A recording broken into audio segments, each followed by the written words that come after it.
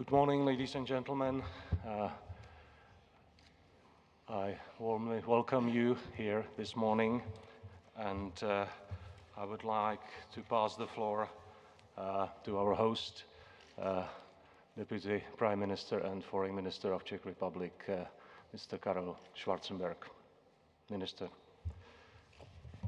Well, first of all, I would like to welcome you, and I'm really very happy that a consequence of the famous speech of President Obama, we are now meeting here at a really distinguished gathering of top experts in nuclear portfolio. And of course, the question we are discussing today are getting more urgent with each year, and we all expect a reasonable answer for our future. So I hope and wish you really a success in your discussion. Be open and frank as possible. With the 2009 President Obama's announcement of his nuclear agenda, the 2010 United States-Russia summit concluding the New START Treaty, and our last year's Prague Agenda conference, you may say that the month of April in the city of Prague are the time and place to be when you want to discuss nuclear issues. We would like this conference to provide an opportunity to summarize our achievements as well as shortcomings in what is, since President Obama's speech in our capital 3 years ago, referred to as Prague Agenda. Yesterday at the workshop, some of you were discussing the issue of nuclear transparency and of its current and future place in arms control and disarmament. Your debate today will focus on the agenda of nuclear security and the Non-Proliferation Treaty. This treaty is more important, as it seems, today than ever. It remains a cornerstone of the global nuclear non-proliferation regime, as well as an essential foundation for the pursuit of nuclear disarmament and for the development of nuclear energy for peaceful purposes. We are well aware of the need to preserve and strengthen its authority and integrity. Vis-à-vis the latest developments on the Korean Peninsula, as well as around Iran, remember the meeting now in Istanbul and hopefully a successful meeting in Baghdad, it needs to be said that we do not question the rights of any country to develop research, production, and use of nuclear energy for peaceful purposes, on the assumption that it makes use of them in a responsible way. However, it is entirely unacceptable if some countries, while ignoring approved and recognized international standards, endanger stability in their regions and raise the risk of proliferation. It is of utmost importance for all states to take concentrated and resolute measures to ensure strict compliance with their non-proliferation obligations and respond quickly and effectively to non-compliance. Dear colleagues, I have the special privilege of heading our national delegation to the Nuclear Security Summit in Seoul 3 weeks ago. Its outcome robustly underlined the need for global action. The world leaders confirmed there the importance of the nuclear security measures to protect us against terrorism or illicit trafficking of nuclear and radioactive materials. Among other topics discussed at the summit in Seoul was the increasing threat to the global security presented by terrorism targeted at sensitive nuclear information. We have chosen this concern to be treated as one of the main issues also today. And I'm looking forward to your inspiring ideas and conclusions in this area and all the others on your agenda. I'm especially happy looking around in this room to see many young faces in the audience. This makes me believe that our conference agenda is still up to date and attractive for young people, which is a great promise for the future. Let me wish you all a good day of discussions and a pleasant stay in Prague. Thank you for your attention, thank you for your presence, and thank you for your work for the security of the world.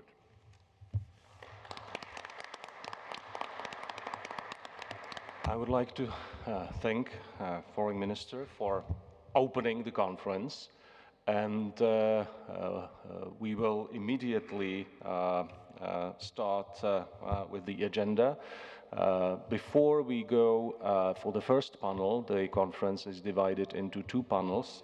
One is NPT, and another one is nuclear security. I hope there will not be completely different attendance for the two panels, because we see there is some connection, but we always see that there is a sort of specialization.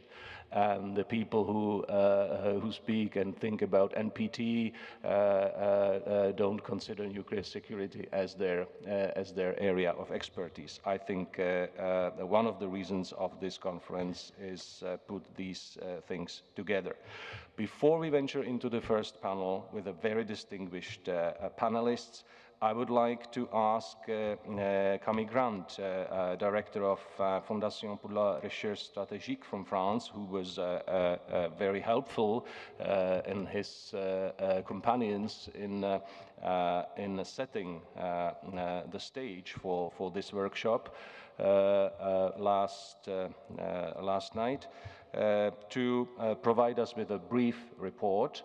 And I would like also to acknowledge Deputy Director of Institute of International Relations, who is co-organizing this conference and whose experts were actively participating in yesterday's workshop, Peter Kratochwil. Warm welcome and thank you for Institute's cooperation.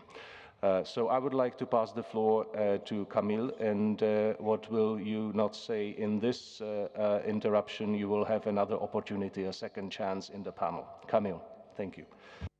Thank you very much.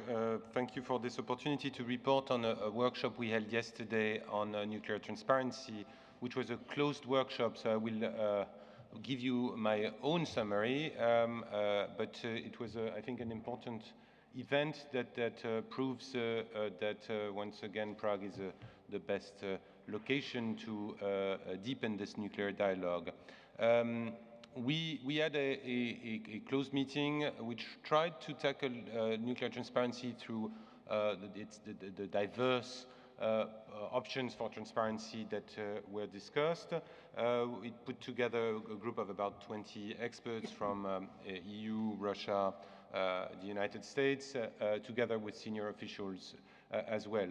Our discussions were very interesting from my perspective, and it's really a privilege to report on them today. The issue of transparency is important and sensitive for many countries, and what I will do is try to highlight some of the ideas that were put forward by the participants in the next few minutes. First of all, it was acknowledged that transparency was an essential part of the nuclear debate, both globally and domestically, and that in open democratic society it was neither feasible or desirable to oppose this evolution towards less secrecy in the nuclear field. It was also noted that transparency was important when dealing with all nuclear debates, both deterrence, disarmament, and arms control on the one hand, non-proliferation and compliance issues on the other, nuclear trade and peaceful uses of nuclear technology as well. It was also recognized that transparency, and this is important when looking at it, can take many different forms. It can be unilateral, bilateral, or multilateral through international organizations. It can be a full transparency to the public and the media, or a transparency that goes to appropriate national and international regulatory bodies, whether it's nuclear safety authorities or the International Atomic Energy Agency.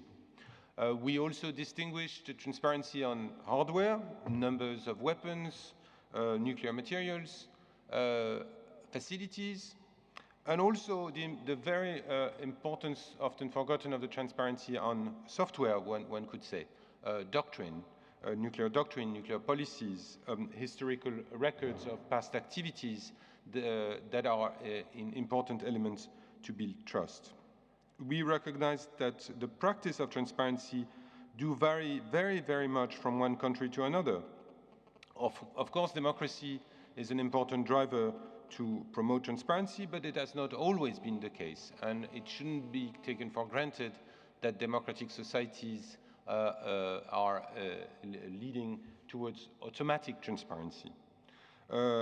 And we also noted that there was an important evolution over time, that there was a wave in favor of transparency, but there were also factors counterweighing that. And for instance, taking into account the terrorist threat led to a diminution in some of the transparency measures taken.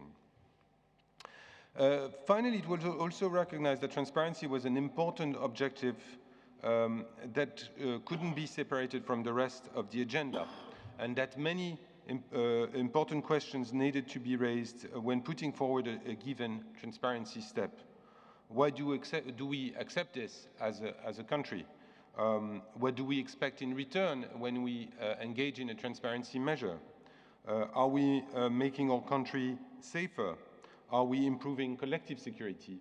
And that the answers to all these questions will not always favor transparency, and in some cases might lead to take a more cautious approach. We had a very interesting debate on the value of a form of balanced transparency, which would take into account the need to protect security interests and concerns, while not overemphasizing the need for nuclear secrecy, and that it was a very complicated balance to be ticked, and that almost in every country the answer to that would be could be different.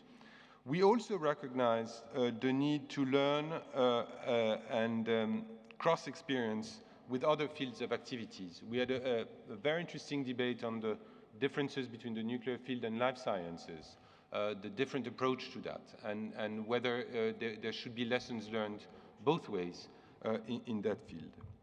So we, coming to more maybe policy-oriented measures, we had a rather sober assessment of potential security transparency measures that could be applied in the field of security, when we saw that there was limited prospects for very clear, for new transparency measures in the NATO-Russia context with regard to tactical nuclear weapons, because there were cross expectations on both sides that were difficult to meet. When Russia was expecting a very comprehensive transparency on the anti-missile scheme of NATO, NATO had a strong expectation in the field of tactical nuclear weapons, and it was indeed complicated to match those two demands in a balanced fashion. We also noted that there was a strong reluctance from Asian nuclear players, maybe because they felt weaker, but also because in many ways transparency could not always be perceived as something that was increasing security in the context of nuclear rivalries in Asia. So altogether, and I'll wrap up on this, I think it was an extremely fruitful discussion, which did prove that it was important next to this big event to also take this opportunity to bring together a good group of scholars. It was a big privilege for the Foundation for Strategic Research to be associated with this event. We had an excellent cooperation with the Institute of International Relations in preparing for the event, so I'm very thankful for that, and I look forward to continuing this and making not only the Prague Agenda live, but the Prague discussion live. Thank you very much. Thank you very much, Camille. I hope some of the well, applause may be at the end of the panel. Camille is not leaving, but thank you for being a rapporteur and also moderating a debate yesterday. I had a chance to be at a part of the debate, and I hope the participants of this workshop will, during the debate, reveal some of their perspectives they discovered during yesterday's meeting. Thank you for that. Now, I would like to announce that Minister has to leave, so I hope you understand that he's not staying for the whole conference. But we'll definitely report to Minister about the conclusions and the discussions during the conference. Thank you. I admit openly I'm not competent enough to discuss really with you all this issue, but I'm really eager to see the results, because of course it's a sad fact about us politicians that we don't understand anything really properly, and we always have to rely what the competent people prepare for us.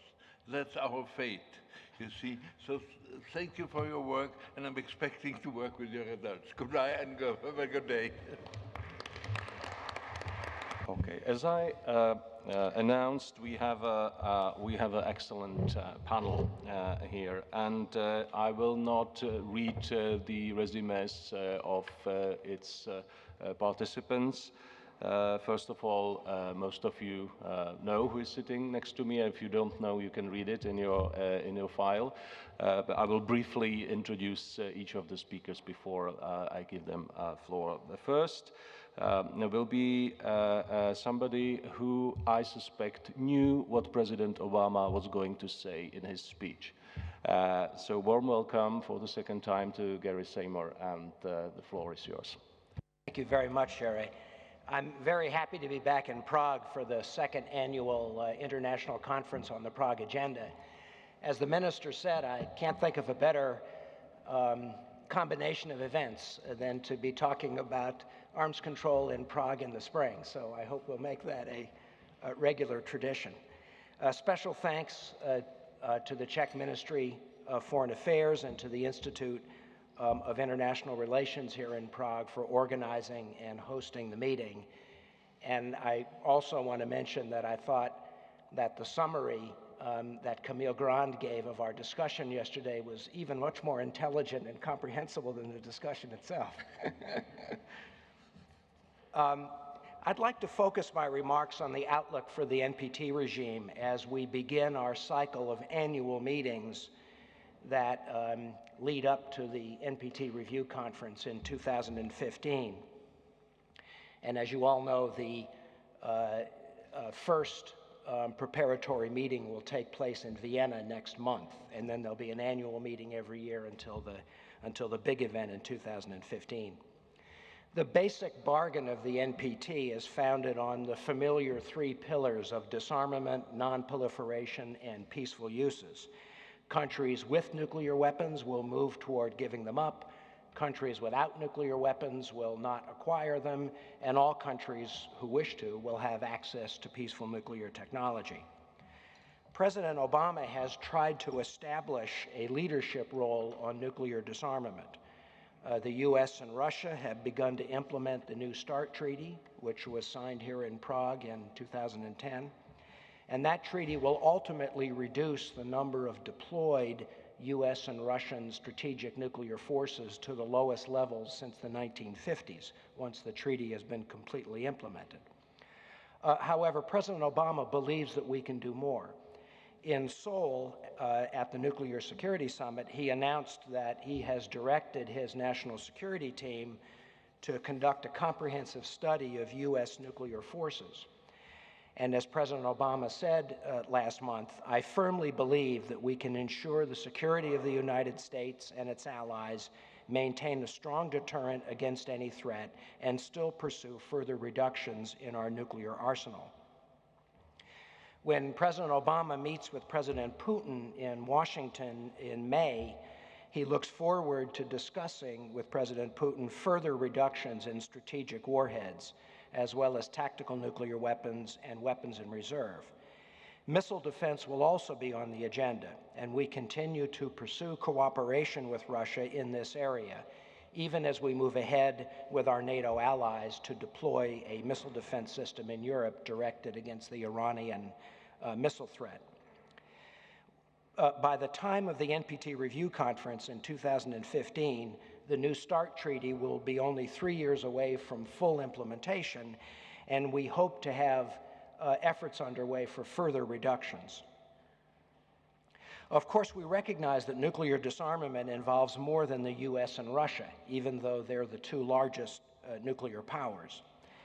The US has urged China, with its growing nuclear arsenal, to join us in a bilateral dialogue on nuclear issues.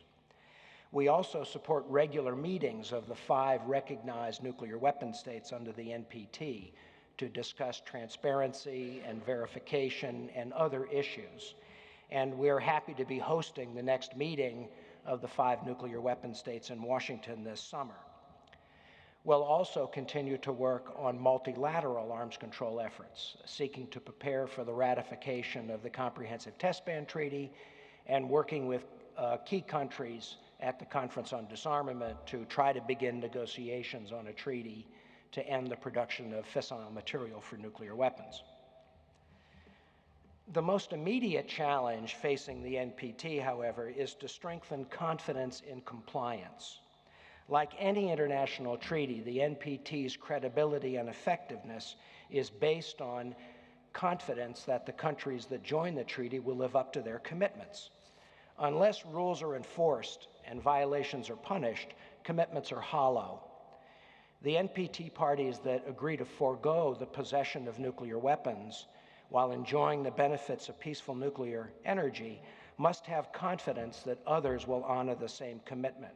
Otherwise, the entire regime will erode and eventually crumble. This principle applies especially to Iran. Under the NPT, Iran has the right to peaceful nuclear energy, as the minister mentioned.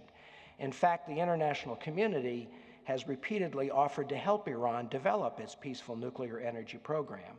Unfortunately, up to now, Iran has refused.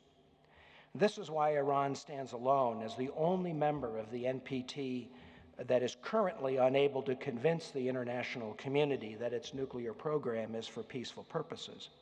And that is why the world has responded by imposing unprecedented economic sanctions against Iran, including sanctions on its financial system and its oil sector.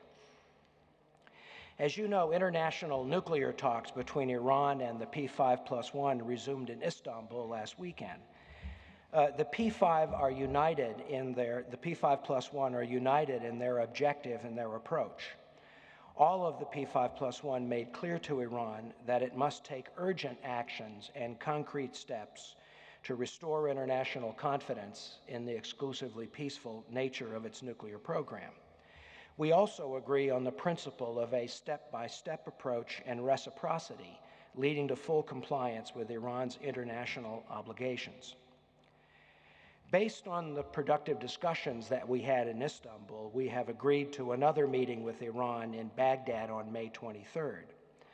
A diplomatic window has opened, but Iran must take advantage of this opportunity before the window closes. As President Obama said in Seoul, there is time to solve this diplomatically, but time is short. Iran must act with the seriousness and sense of urgency that this moment demands. Iran must meet its obligations.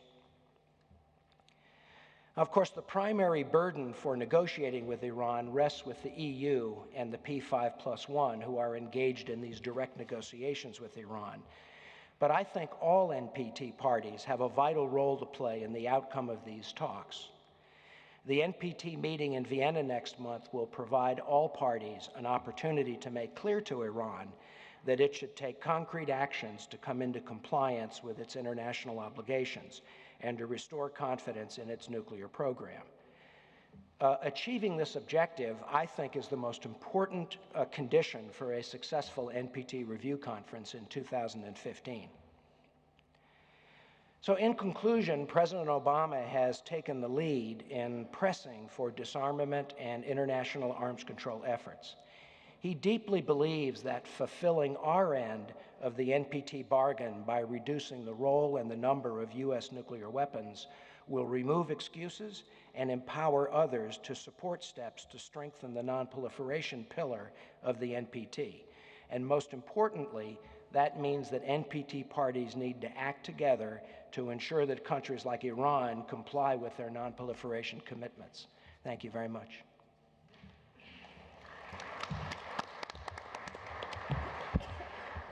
Thank you, Gary.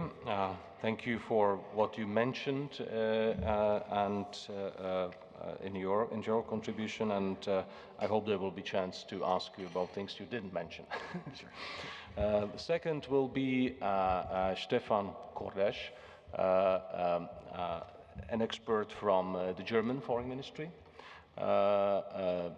I think it's worth to notice in his bio something which is a kind of routine between Paris and Berlin, that he did serve at the French ministry for some time. And I think it shows a very important habit and pattern of building trust between important European countries. Stefan, I'm grateful you accepted our invitation, and I look forward to your remarks. Thank you. Minister, ladies and gentlemen, excellencies, the subject before us, the new NPT cycle almost halfway through, sounds a bit like the question, is the glass half full or is it half empty? And as a diplomat, you are almost obliged to take the optimistic view on this, that the glass is half full. But I believe there are some good reasons to say so. Let me first take a look back and ask what was achieved with the consensus outcome of the 2010 NPT Review Conference. That consensus outcome shows a renewed commitment of all states parties to the Non-Proliferation Treaty. And that renewed commitment was extremely important at that time, because if you remember, 5 years before that, in 2005, the previous review conference fell apart, ended in complete failure. And in the years preceding the 2010 conference, we saw very serious challenges to the non-proliferation regime. The Iranian nuclear program was already mentioned. We also saw the case of North Korea breaking out of the treaty regime. So a renewed failure in 2010 would not have destroyed the treaty, but it certainly would have caused a risk of erosion of the treaty. And I think that was avoided and was actually turned around by the consensus outcome we managed to achieve then. And I believe what Obama said in his Prague speech is absolutely correct. The basic bargain of the treaty is sound. And it's, of course, under the precondition that we all keep working on the different aspects of the treaty. Let me highlight some elements which I believe are of particular relevance in the outcome we achieved in 2010. One was a commitment made by the nuclear weapon states to include all types of nuclear weapons in the future disarmament process. As you know, the strategic systems have been covered by a range of treaties, the recent one being the New START Treaty that Gary already mentioned. There's the Intermediate Nuclear Forces Treaty, but on the short range or tactical systems, there are no arms control arrangements in place today. And we think it is absolutely necessary that these systems also are included in the future disarmament process. We think there is a window of opportunity following the New START Treaty to do this. I would like to point your attention to an op-ed which was published this weekend in the International Herald Tribune by former German Chancellor Helmut Schmidt and former US Senator Sam Nunn, where both pointed at ways NATO could support and facilitate future steps towards reductions of these tactical nuclear weapons in Europe, where we still have a small NATO arsenal and a quite considerable Russian arsenal in place. They showed that there is a possibility through transparency and confidence building measures to facilitate reductions, which of course have to be negotiated by the weapons possessors, the United States and Russia. Transparency measures have been the object of the workshop we had yesterday, as pointed out by Camille. We believe that those transparency and confidence building measures are a useful approach, because only at the early 90s we saw actually action on reducing tactical nuclear weapons, but nothing has happened in between. And of course there are important political and also technical issues which have to be addressed here in order to get further reductions in place. And therefore we think in order to get into such a process, transparency and confidence building measures between the two sides could be helpful. And that is actually what we are currently working on in the context of NATO, which is conducting a review of its deterrence and defense posture, which is supposed to be presented to the upcoming NATO summit in May. We expect that NATO will come up with some ideas and decisions on this issue. Speaking of transparency, I also would like to point out another element of the 2010 outcome, and that is the commitment on the part of the nuclear weapon states to report on their efforts to implement their commitments, and also the introduction of a concept of a standard reporting form by the nuclear weapon states. We think that transparency of nuclear arsenals can indeed facilitate a nuclear disarmament. In line with the Prague Agenda, the US have led the way by announcing, actually at the review conference in 2010 through Secretary of State Clinton, their intention to publish figures on the size and the development of the US nuclear arsenal, which has indeed taken place immediately after the conference. Other nuclear weapon states have also shown transparency on their arsenals, not all of them, of course, and we think that this is another important issue which we need to pursue. Then, in the 2010 outcome, we have a commitment by all NPT parties to reinvigorate multilateral instruments, and here two instruments are particularly important. One is the CTBT, ratification of the Comprehensive Test Ban Treaty, and the other one is the start of negotiations on a treaty banning the further production of fissile material for nuclear weapons purposes. We have seen positive developments on the Comprehensive Test Ban Treaty with the recent ratification by Indonesia, which is one of the countries which has to come on board in order to allow the treaty to enter into force. And we see a strong US resolve to ratify the treaty, which was just underlined by Gary. So we think that things are on a good way there. On the other hand, when it comes to the start of FMCT negotiations, we have to register that in spite of the momentum caused by the Prague Agenda and by the 2010 NPT outcome, we have still not managed to unblock the Conference on Disarmament in Geneva, and further efforts are necessary there. The CD as such is a means to an end. The objective as such is the start of FMCT negotiations, and if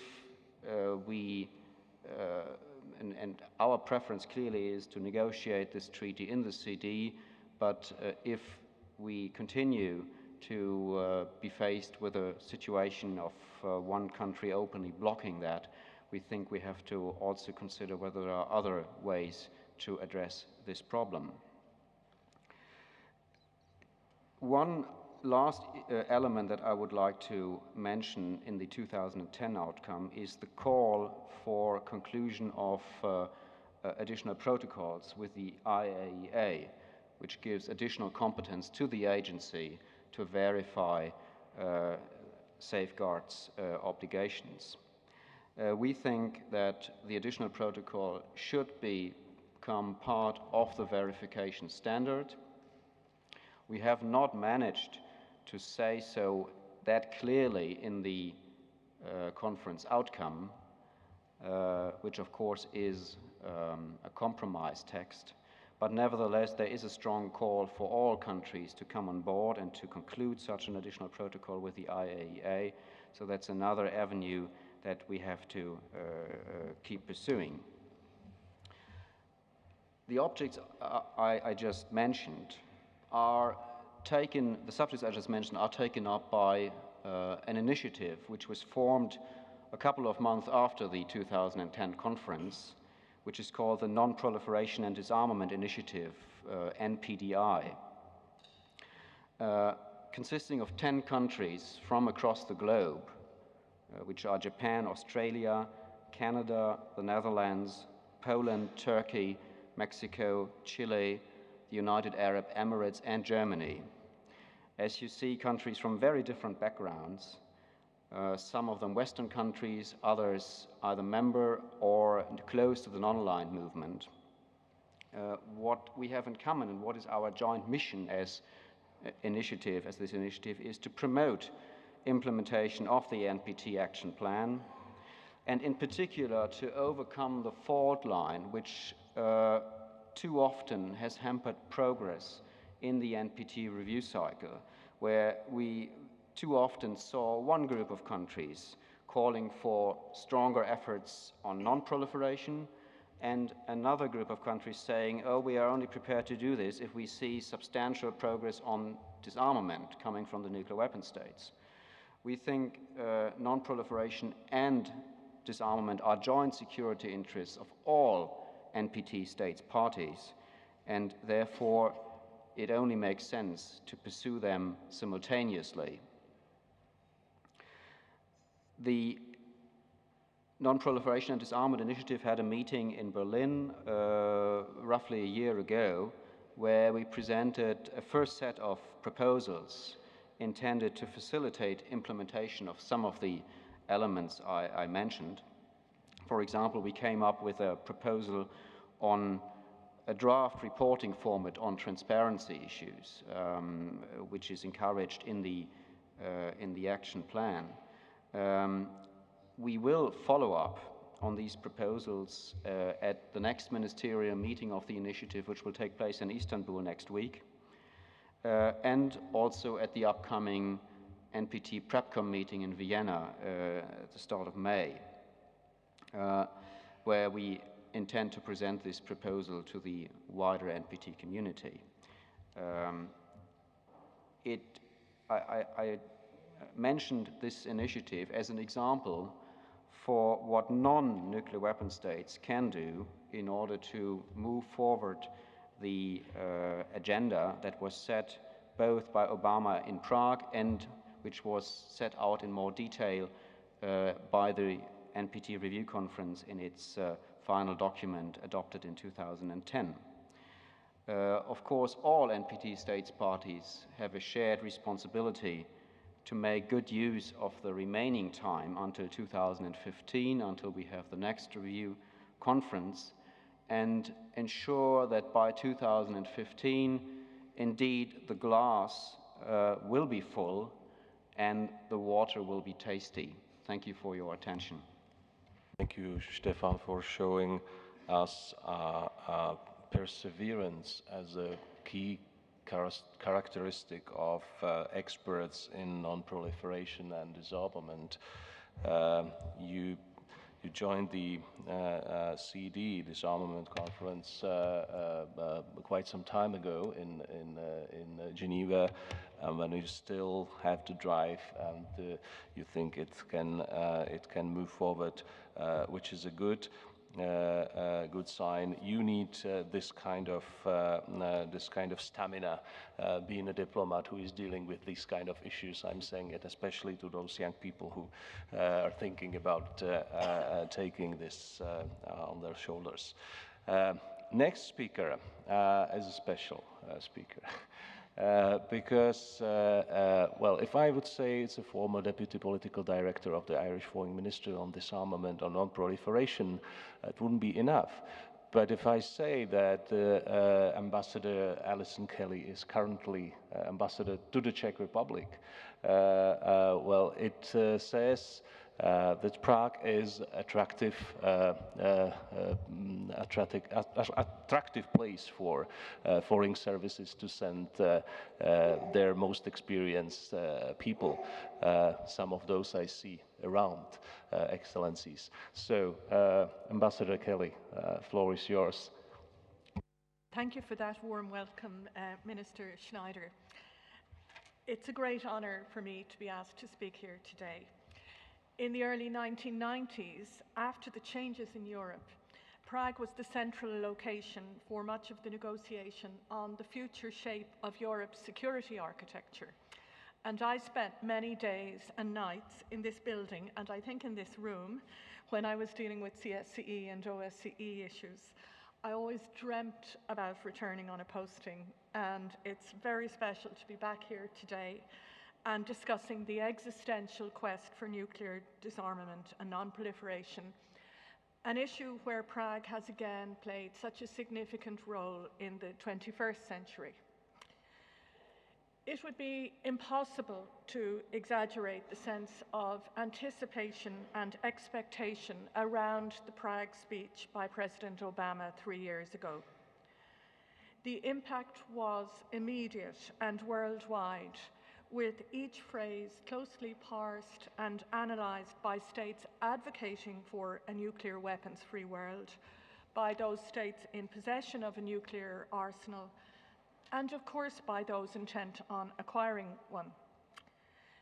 To hear the President of the United States say that the US would seek a world without nuclear weapons and take concrete steps towards this, and that together we would strengthen the Nuclear Non-Proliferation Treaty, was a seismic moment for those of us closely engaged on preparations for the 2010 NPT Review Conference.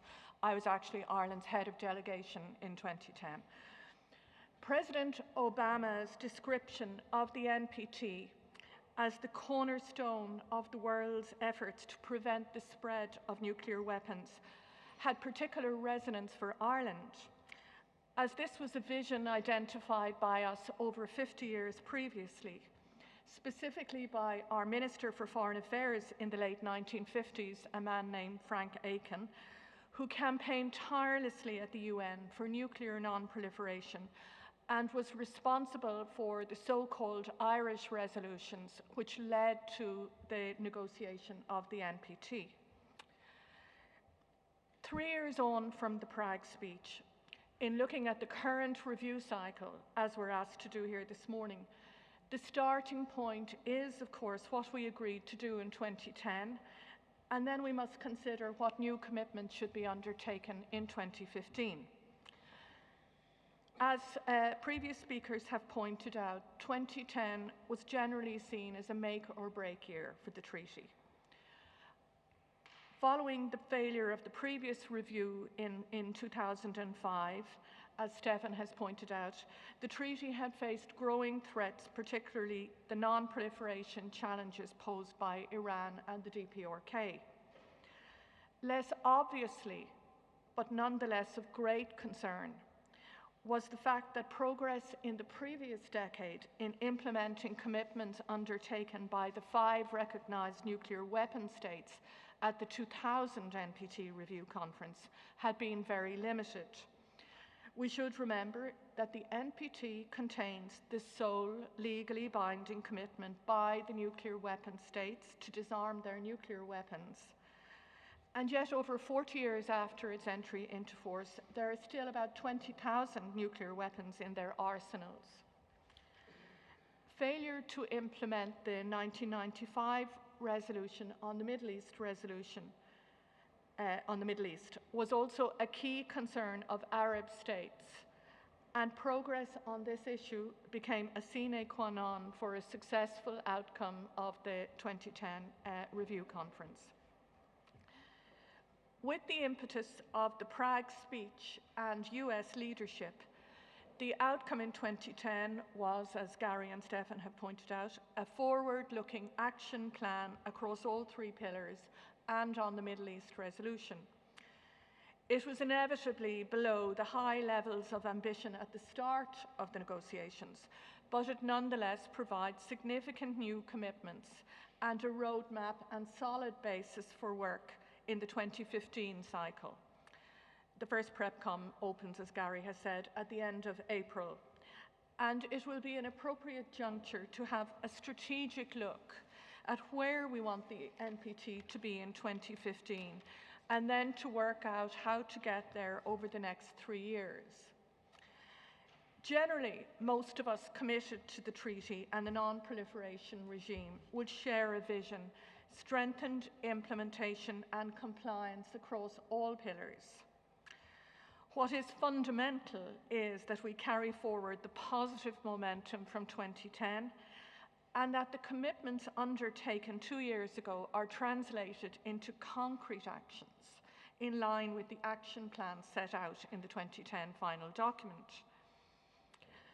While it is, of course, essential that progress be made in all areas, it is also the case that more has been achieved on the non-proliferation objectives of the treaty than on nuclear disarmament. In terms of establishing the foundations for success in 2015, it is therefore critical that the nuclear weapon states build confidence that they will implement their undertakings, including through enhanced transparency measures. And yesterday's discussion at the workshop and Camille's report this morning is very useful in that regard in taking this work forward. It was very useful work done in Prague yesterday. There will be huge interest at the PrepCom next month in progress on implementation of the Middle East resolution and the agreement reached in 2010 on how to take this forward. As many of you know, proposals to establish a Middle East WMD-free zone have been around for almost 40 years. Although all states in the region have expressed support in principle, little progress has been achieved towards its establishment. And while historically the key issue was Israeli nuclear capability, the Iranian nuclear program has added a new dimension to concerns within and beyond the Middle East. The 1995 resolution calls for the establishment of an effectively viable Middle East zone free of weapons of mass destruction, nuclear, chemical, and biological, and their delivery systems. The first substantive progress was made in 2010 with agreement on a text that emphasizes the importance of a process leading to full implementation of the resolution and sets out a number of practical steps, including the convening of a conference in 2012, the appointment of a facilitator with a mandate to support implementation, and the designation of a host government for the conference. Israel hasn't acceded to the NPT, so wasn't a participant in the negotiations. The UN SecGen and the co-sponsors of the 95 resolution, Russia, the UK, and the US, have responsibility for moving the process forward in consultation with all states in the region. In October 2011, Under-Secretary Jaakko Laajava of Finland was appointed as the facilitator, and Finland was designated the host government, and he will report to the PrepCom in May. Within the region, there is a fair measure of understanding of what will be required to achieve a WMD-free zone. It is the case that the 1995 resolution has, despite the non-universality of the treaty, been accepted as containing the fundamental elements required. Since the agreement achieved in 2010, we have a basic framework for a process to establish such a zone. What we need now are political will and political leadership inside and outside the region to take this forward. As I chaired the negotiations on the 2010 text, I'm often asked about the outlook and prospects for the 2012 conference. While the challenges are immense, it's important that we don't get overwhelmed by them and that we look at what we can do rather than what we can't. There has never been a good time for dealing with this issue. And indeed, in 2010, expectations were probably as low as they'd ever been. However, the fear of further nuclear capability there has, hopefully irrevocably, shifted the dynamic in and out of the region. The nuclear weapon states have become engaged. A more pragmatic Arab middle ground emerged in 2010, which worked to find a way through the mutually incompatible positions. And while political change in the region is ongoing, fundamental policy aims such as a nuclear weapons-free zone in the Middle East haven't changed, and the challenge is in implementation rather than in capturing agreement in the first place. The question I'm most frequently asked is whether all the states in the region will participate in the conference. My response to that is that the provision agreed in 2010 was intended to include everyone, but not to offer a veto by those unwilling to make progress. So far as I understand, no state has refused to attend, and I know how hard Ambassador Laajava is working to take us forward on this issue, which is fundamental to a nuclear weapons-free world and the vision set out by President Obama in Prague. Thank you, Mr. Chairman.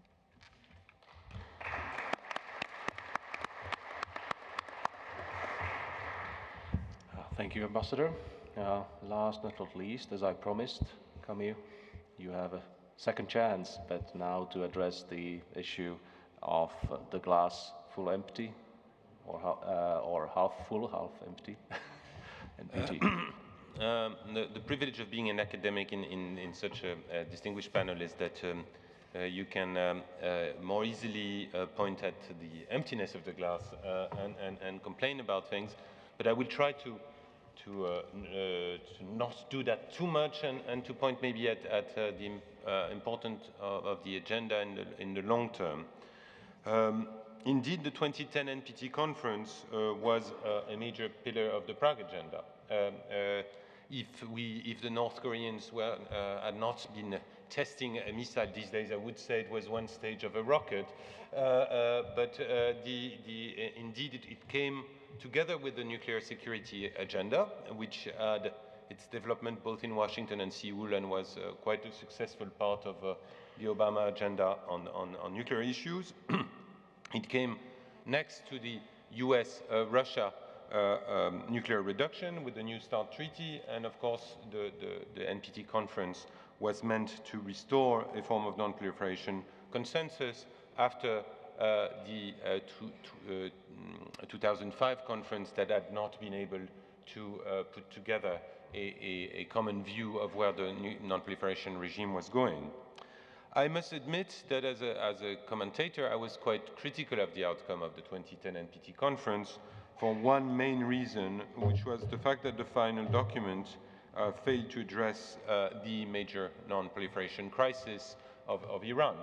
Obviously, this has to do with the rules of the Non-Proliferation Treaty, which works under the rule of consensus, so it's pretty hard to ask a country to criticize itself in a final document, but in a way, it gave a sense of the NPT failing to point at one of the most pressing issues, not only for the region, but globally.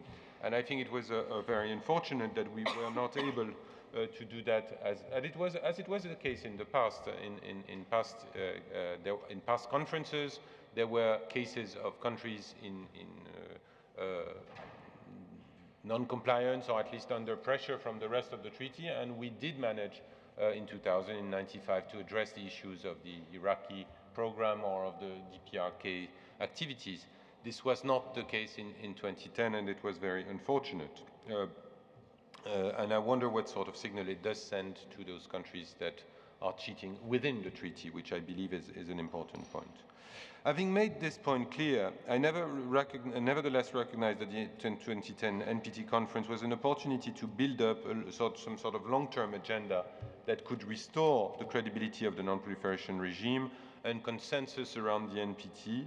One key element, and Ambassador Kelly just referred to that, was the Middle East conference, which is a very important part of that bargain.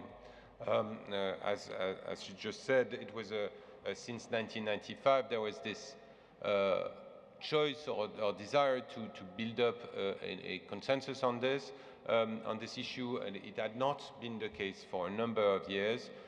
In a way, the 2010 conference did tackle that demand and put together a forward-looking agenda, which, in a way, could help tackle one of these issues. And I would myself commend the efforts of the Finnish facilitator to putting together a conference that is to be held this year with all interested parties from the region and with some of the key players beyond the region.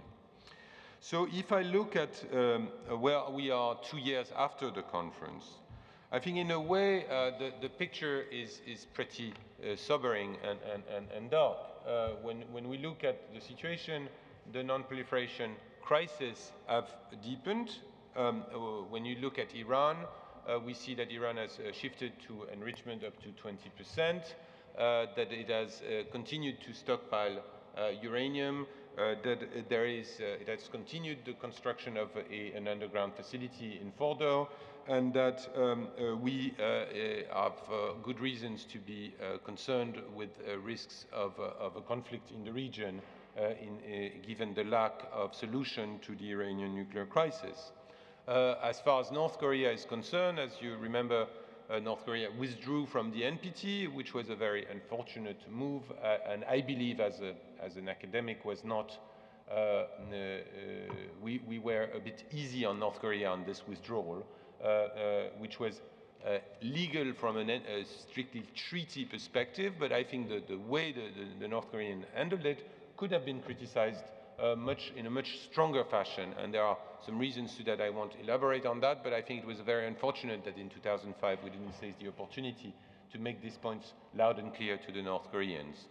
But in this case, we see that missile testing continues, that the North Koreans are continuing their nuclear activities, and that in spite of the best effort of the international community to engage them, they seem to be taking always the wrong path with that particular issue. On civilian nuclear cooperation, we've entered an interesting moment following the Fukushima events.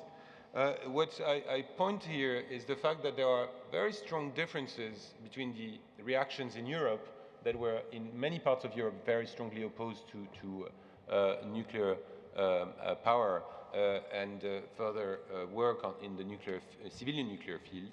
I must say that it was quite striking to me that these developments have been continuing in Asia in particular. I happened to have been in China when the Fukushima events took place, and the only decision taken in China was to assess the safety and security of the program, but not to even slow it down for a minute, which is an interesting contrast to the decisions taken in other parts of Europe. And Europe in that sense is quite isolated, but nevertheless I think we need, after Fukushima, to seriously look at what is the sort of standards we need to put together in terms of safety and security when developing nuclear cooperation and nuclear power generation, which is a demand that continues to exist in many parts of the world. When looking at the nuclear disarmament and arms control agenda, I must say the picture is even gloomier. The fissile material cutoff treaty, which was already a priority in '95 in the NPT context, has not gone 1 inch further. I think the people in the CD, in the Conference on Disarmament in Geneva, would tell you that there was a moment when we thought that negotiations could eventually start, but that's the best we could get. So it was a bit of an anti-climax situation where negotiation is still stalled and consensus extremely difficult to achieve with at least one country, namely Pakistan, but not an official, so I can name the country opposing the resumption of serious discussion on this matter, but probably many others, or at least a few others, quite happy to see Pakistan being blamed for not launching these discussions. And we don't have a formal, even a formal moratorium on fissile material production, and only the US, Russia, France, and the UK are following such a formal moratorium, and the rest of the world is the other nuclear players are probably continuing, or at least reserving the option of continuing to produce fissile material, which is not good news. The comprehensive test dam has not entered into force, and this is an issue for concern. Once again, in '95, the decision was to have the CTBT before a year. We are now 12 years, almost 20 years after that decision, 18 years after that decision, and no, the treaty has not entered into force. On bilateral nuclear disarmament and arms control, it is quite clear that there is no clear prospect for a follow-up on the New START treaty, which was a major step, but we are in a bit of an implementation phase, and when you look at the posture of the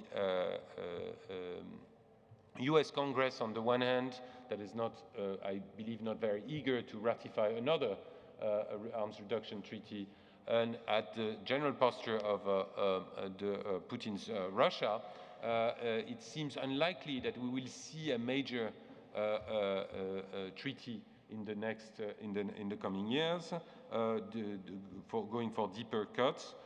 Even though I think everyone recognized, starting with President Obama, that it should be possible to go for deeper cuts, since those two countries still account for more than 90% of the world's stockpile of nuclear weapons. On tactical nuclear weapons in Europe, which was pointed in the NPT final document as an issue for concern and for a priority in the next rounds of talks, we haven't seen much positive development either, and it seems unlikely that Russia will engage into such talks with NATO, or that NATO will reverse its own policy on this matter. So we are again in a bit of a stalemate on this, even as far as transparency is concerned, which is very unfortunate. Within the P5, there has been indeed a cycle of talks in London, continued in Paris, that will continue in Washington this year. But looking at the talks, I must say that what we have is an interesting potential agenda of discussing transparency, verification measures, and looking forward at what could be some sort of P5 commitments. But very little concrete steps have been taken, including in the field of transparency. And here again, we see a very cautious stance on the part of China that is making such steps unlikely in the future. So if I were to wrap up, I would say that looking a little beyond the immediate follow-up conference of 2015, I would say that we really need to address some fundamental challenges facing the non-proliferation regime. Of course, the first one, and I already alluded to that, so I will be very brief, is the non-compliance issue. How can we maintain an NPT in which at least two countries have cheated within the treaty and are have achieved a nuclear capability in the case of North Korea before, as they were before withdrawing from the treaty, or are on the verge of achieving such a capability in the case of Iran. Plus several other cases of treaty signatories that have been caught in non-compliance of their treaty obligation with clandestine military activities. Iraq in the 80s and 90s, until the early 90s, and Syria recently with a very big question marks about the Al-Kibar reactor. So we are in a situation where there has been not one, not two, but several cases of non-compliance, which I think is very much potentially killing the NPT bargain, because for many countries, the behavior of their neighbor of the regional power in their region is essential. Second point is indeed how do we manage the risks of further proliferation, and the Middle East is one critical case for that. There are more and more talks of countries that are considering the nuclear options in the region beyond the issue about Israel on the one hand and Iran on the other. And I think this is the Middle East conference is one way of tackling that, but beyond that, I think we really need to think seriously about how to stabilize the region from a non-proliferation perspective. Thirdly, the NPT has probably not taken into account the shift to Asia of many of the nuclear challenges. This is where most of the nuclear power programs are developing. This is where we see an ongoing nuclear arms race involving China, India, and Pakistan, and where a nuclear buildup is taking place. And this is where, as well, where the risks of use of nuclear weapons is increasing and not decreasing. And this is something that probably the NPT community has to take into account, that the potential use of a nuclear device is now far more likely, although unfortunately not very likely, but it's far more likely in Asia than in Europe, for instance. Fourthly, we need to revisit the NPT balance. We've all been mentioning the three pillars of non-proliferation, disarmament, and nuclear cooperation. This was a deal that worked together. The nuclear weapon states were expected to act in good faith towards nuclear reduction, and when the conditions were to be met, to eliminate nuclear weapons, and this was a long-term objective. This is a challenge that remains to be addressed, and especially I don't think we have had enough debates about those so-called conditions, because it's been a bit an easy way for a nuclear weapon state to say that they need to use these terms of conditions. I think we could probably elaborate a little further on that, and also build an agenda that would bring in non-nuclear countries into that debate. The second, but on the non-proliferation front, we see that as I was mentioning, solving the non-proliferation challenges is indeed very critical, and that no further disarmament can be expected in a world where we see more and more nuclear states emerging. And fourthly, on the Article 4, that is nuclear cooperation for peaceful uses, we do see that there is a growing demand for nuclear cooperation, but that we need to address that both from a security and a safety perspective. And also, we need to provide a combination that strikes the right balance between the right to nuclear technology and the fact that this inalienable right that is enshrined in Article 4 of the NPT doesn't mean that it's an inalienable right to any activities, including sensitive ones, such as enrichments or reprocessing. So, make no mistake, it should be we should not take for granted the fact that the 21st century will be a safer from a nuclear perspective than the first 60 years of the nuclear age. There are reasons to be pessimistic, and I hope there are reasons to be optimistic, but the responses that we provide collectively to the challenges I was just mentioning will be critical in the next 10 or 15 years to see that the coming decades will be safer from a nuclear perspective than one could expect if we don't tackle these challenges. Thank you very much.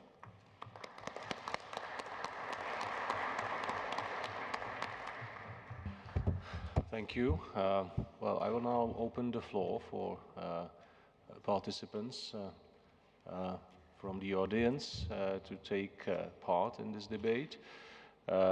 My reading of what you said is that you didn't challenge the basic balance of the deal, how the NPT is constructed.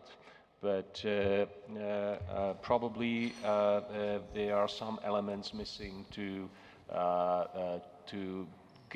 provide a new impetus to move forward, as the New START treaty, which was mentioned and which was, I think, designed to be a game changer in this, and that was the assumption that provided this will be ratified and implemented, it will provide an impetus on disarmament side, which so far hasn't happened. But thank you for mentioning all other aspects, including Middle East, which was broadly debated, Non-Proliferation Disarmament Initiative, and also the CTBT, which is on table for quite a while.